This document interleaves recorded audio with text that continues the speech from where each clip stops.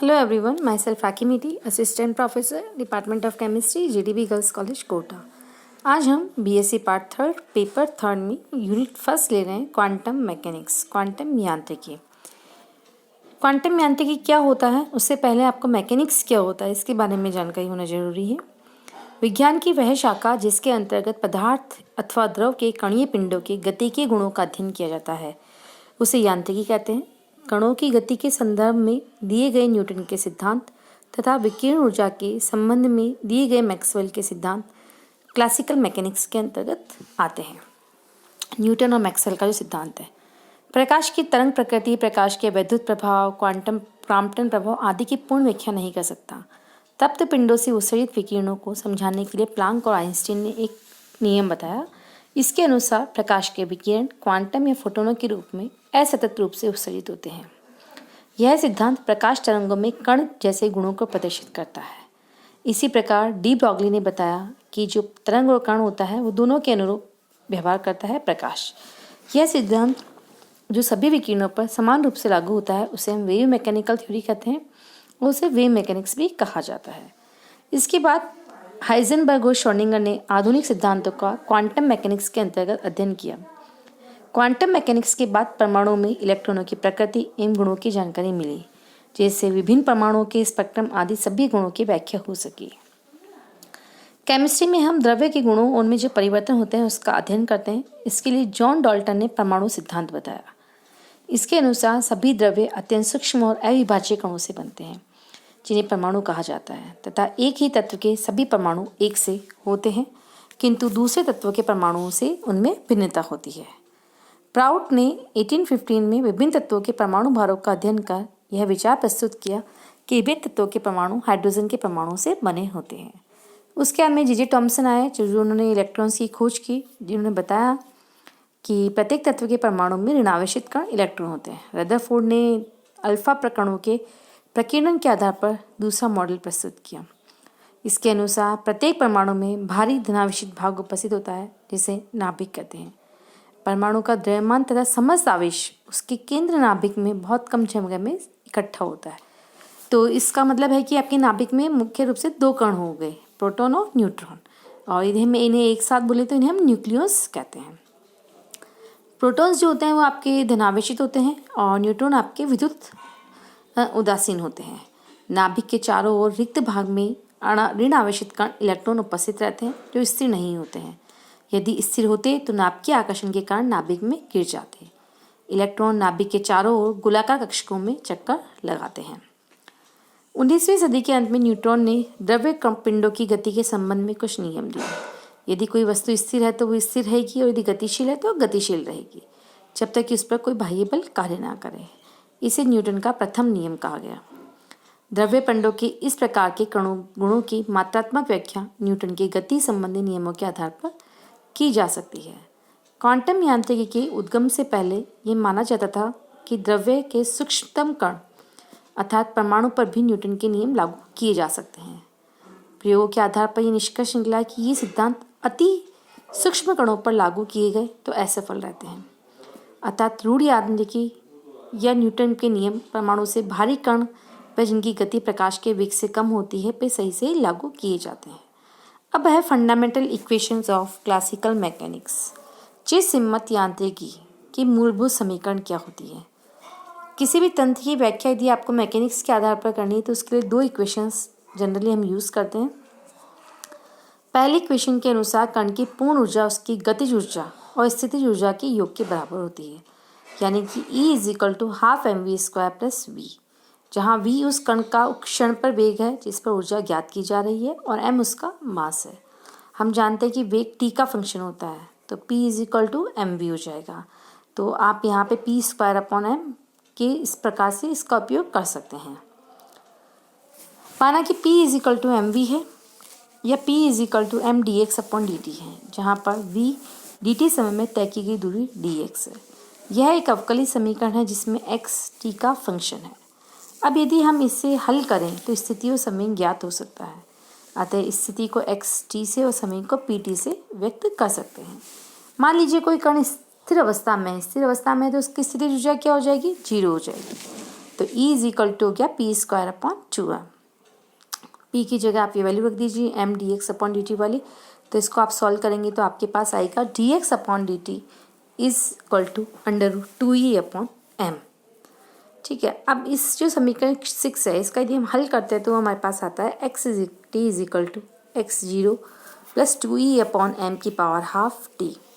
स्थिर ऊर्जा को E को प्रारंभिक समय में व्यक्त करने पर कण का पथ होगा xt is equal to x0 प्लस p0 dot t by m या pt is equal to p0।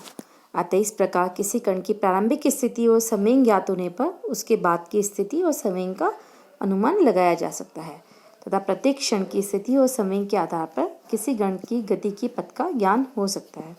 अब दूसरा नियम है न्यूटन के वेग का दूसरा नियम। किसी भी m द्रव्यमान वाले पिंड पर लगने वाले सभी बलों का सदिश योग F is equal to m में होता है। A जो है वो एक्सीलरेशन है तो A इज इक्वल टू हो जाएगा dv अपॉन dt या F is equal to m dv upon dt या dmv अपॉन dt या dp अपॉन dt। अर्थात संवेग में परिवर्तन की दर उस पर लगने वाले बल के बराबर होती है। तो संवेग में परिवर्तन की दर dp upon dt is equal to क्या हो गया आपका F, जहाँ F कण पर लगने वाला बल है। चूंकि संवेग में परिवर्तन की दर त्वरण के समानुपाती होती है तो F is equal to dp upon dt equal to m d2x upon dt square. यदि हमें प्रत्येक समय प्रत्येक स्थान पर लगने वाला बल ज्ञात है तो हमें उससे उस कण का जो रास्ता है वो हमें पता पड़ जाता है। जैसे कि हम एक एग्जाम्पल लेते हैं। मान लीजिए कि किसी कण पर एक स्थिर बल समय टाउ के लिए लगाया जाता है और फिर गति करने के लिए उसे स्वतंत्र छोड़ दिया जाता है।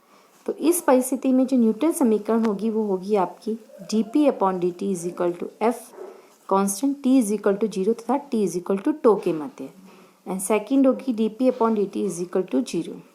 तो इस जो समीकरण फर्स्ट है उसका यदि हम हल करते हैं तो आता है pt is equal to p0t plus ft0t tau. इस समावधि के अंत में कण का समय जो होगा वो होगा p tau is equal to p0 plus f to.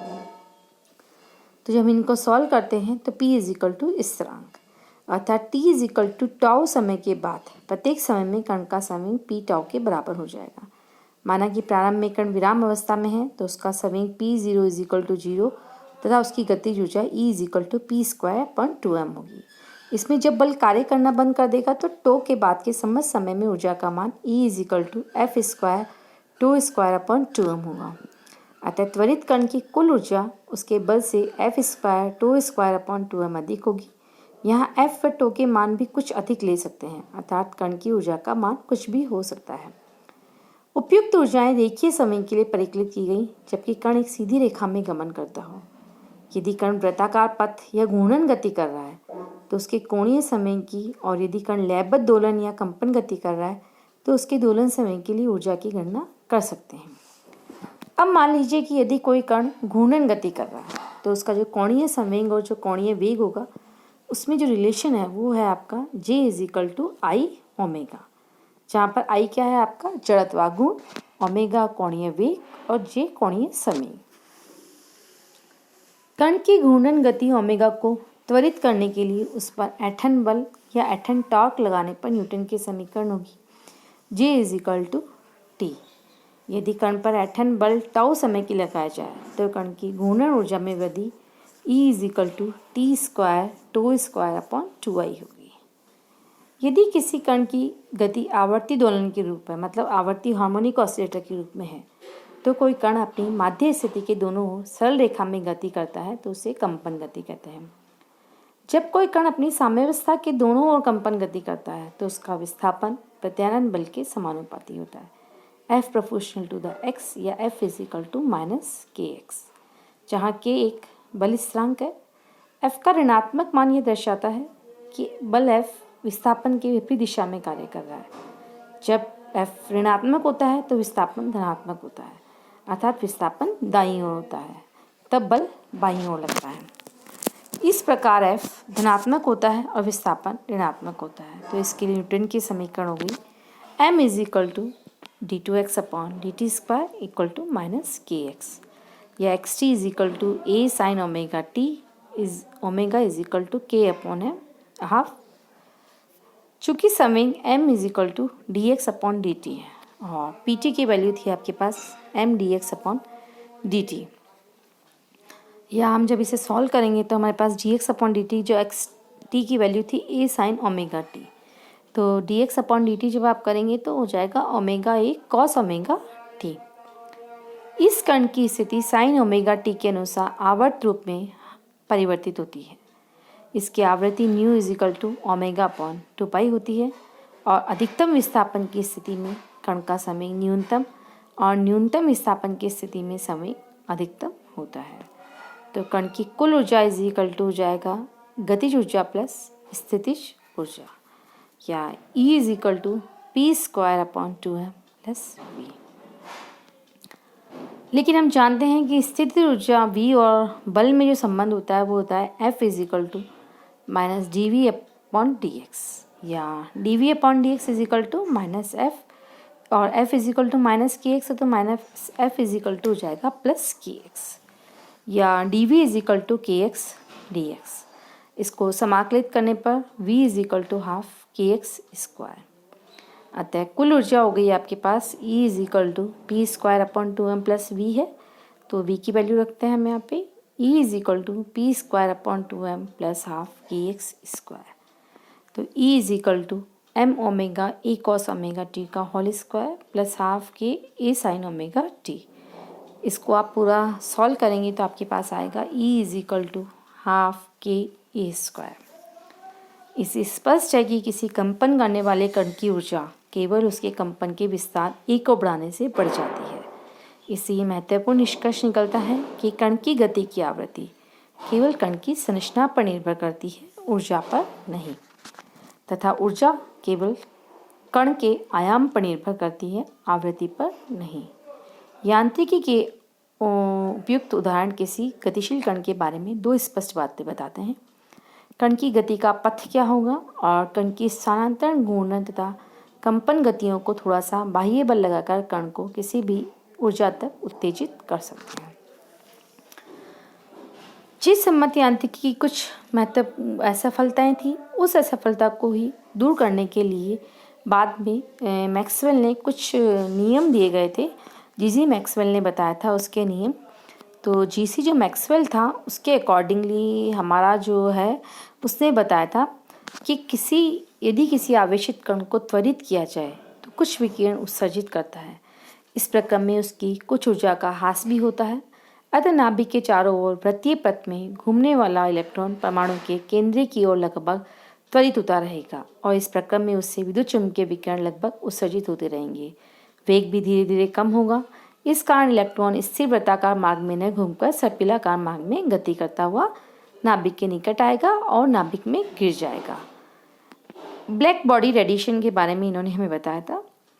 जब ठोस वस्तु को गर्म किया जाता है तो वस्तु से ऊष्मा ऊर्जा जिस प्रक्रम में निकलती है उसे विकिरण कहते हैं तथा इन विकिरणों को तरंग के रूप में उत्सर्जन होता है, जो कि मैक्सवेल के विद्युत चुम्बकीय तरंगों के समरूप है। 19 में मैक्सवेल ने विद्युत चुम्बकीय सिद्धांत ने चुम्बकीय प्रकाश तरंग की प्रकृति बताई। देखा गया कि गर्म वस्तु से निकलने वाले विकिरणों की ऊर्जा एक स्पेक्ट्रम बनाती है जो वस्तु के ताप पर निर्भर करती है। निम्न ताप पर स्पेक्ट्रम में निम्न ऊर्जा वाले विकिरण होते हैं, अर्थात जो अवरक्त क्षेत्र में होते हैं। लेकिन जैसे ही ताप बढ़ाया जाता है तो स्पेक्ट्रम का क्षेत्र बढ़ता है तथा विकिरण दृश्य क्षेत्र में होते हैं, अर्थात अधिक ऊर्जा वाले क्षेत्र में ताप बढ़ाने पर पहले वस्तु नीली, बाद में लाल और अधिक ताप बढ़ाने पर अंत में सफ़ेद दिखाई देती है। अतः गर्म वस्तु से उत्सर्जित अलग अलग तरंग दैर्ध्य की विद्युत चुम्बकीय तरंगों से बने होते हैं, जो कि एक अविरत स्पेक्ट्रम का निर्माण करते हैं। उत्सर्जित विकिरणों की तीव्रता ऊर्जा स्पेक्ट्रम में तरंग दैर्ध्य अलग अलग ताप पर अलग अलग होती है। विकिरणों के तरंग दैर्ध्य तापमान से किस प्रकार प्रभावित होंगे, इसे ल्यूंगमन और प्रिम ने ग्राफ द्वारा बताया, जिसमें अलग अलग ताप पर अलग अलग तरंग दैर्ध्य प्राप्त होती है। एक ही ताप पर अलग अलग वस्तु के लिए तरंग दैर्ध्य भी अलग अलग होती है। जब किसी विकिरण जब किसी वस्तु से टकराते हैं तो विकिरण ऊर्जा कुछ भाग परावर्तित, कुछ अवशोषित और कुछ स्थानांतरित होता है। किसी सतह का अवशोषक गति ए उस पर गिरने वाले प्रकाश का वह भाग है जो एब्जॉर्ब किया जाता है। कृष्णिका वह सतह है जिसका अवशोषणांक इकाई हो, अर्थात यह उन सभी विकिरणों को अवशोषित कर ले जो उस पर गिरते हैं। कृष्णिका विकिरित ऊर्जा के पूर्णतः अवशोषक ही नहीं होते बल्कि विकिरित ऊर्जा को पूर्णतः उत्सर्जित भी करते हैं। अतः कृष्णिका एक ऐसा काल्पनिक पिंड है जो समान रूप से विकिरणों के समस्त तरंगदैर्घ्य को अवशोषित करता है। कृष्णिका के लिए बाद में आपके बहुत सारे नियम दिए गए। सबसे पहले हम पढ़ते हैं किरचॉफ नियम। दिए गए ताप पर समस्त पिंडों की उत्सर्जन क्षमता और अवशोषणता का अनुपात स्थिर होता है। चूंकि कृष्णिका के लिए A=1 होता है जबकि अन्य सतहों के लिए A<1 होता है। अतः ये स्पष्ट है कि कृष्णिका एक अच्छा अवशोषक होने के साथ अच्छा उत्सर्जक भी है। नेक्स्ट है स्टीफन बोल्ट्जमान नियम। स्टीफन ने बताया कि इसके अनुसार कृष्णिका की सतह के प्रति इकाई क्षेत्रफल तल से उत्सर्जित विकिरण ऊर्जा उस वस्तु के परम ताप के चौथी घात के समानुपाती होता है, अर्थात E∝T4 या E=σ T4, जहाँ पर सिग्मा स्टीफन स्थिरांक है या स्टीफन बोल्ट्जमान स्थिरांक है। इसकी वैल्यू होती है 5.669 × 10⁻⁸ वाट मीटर -2। यह उत्सर्जित ऊर्जा की एक ही आवृत्ति की नहीं पूरे स्पेक्ट्रम में एक जैसी वितरित नहीं होती है। कृष्णिका द्वारा दिए गए विकिरणों के स्पेक्ट्रम वितरण का प्रायोगिक अध्ययन अलग अलग ताप पर किया गया और प्रत्येक तरंगदैर्घ्य लैम्ब्डा के लिए ऊर्जा लैम्ब्डा ई लैम्ब्डा का मान निकाला गया और उनके बीच में एक ग्राफ खींचा गया। तो पता चला कि ताप बढ़ने पर उत्सर्जित विकिरण की औसत तरंगदैर्घ्य कम हो जाती है। 1884 में बोल्ट्जमान ने ऊष्मागतिकी के सिद्धांत पर स्टीफन के नियम का सैद्धांतिक प्रमाण दिया और बताया कि यह नियम केवल कृष्णिका के लिए ही लागू होता है। अतः यह नियम स्टीफन बोल्ट्जमान नियम से विख्यात है। यदि कृष्णिका की सतह का क्षेत्रफल A तथा समय T हो तो उत्सर्जित ऊर्जा होती है E=Hc⁻T4। तो ये स्टीफन बोल्ट्जमान नियम था। नेक्स्ट टॉपिक हम नेक्स्ट क्लास में कवर करेंगे।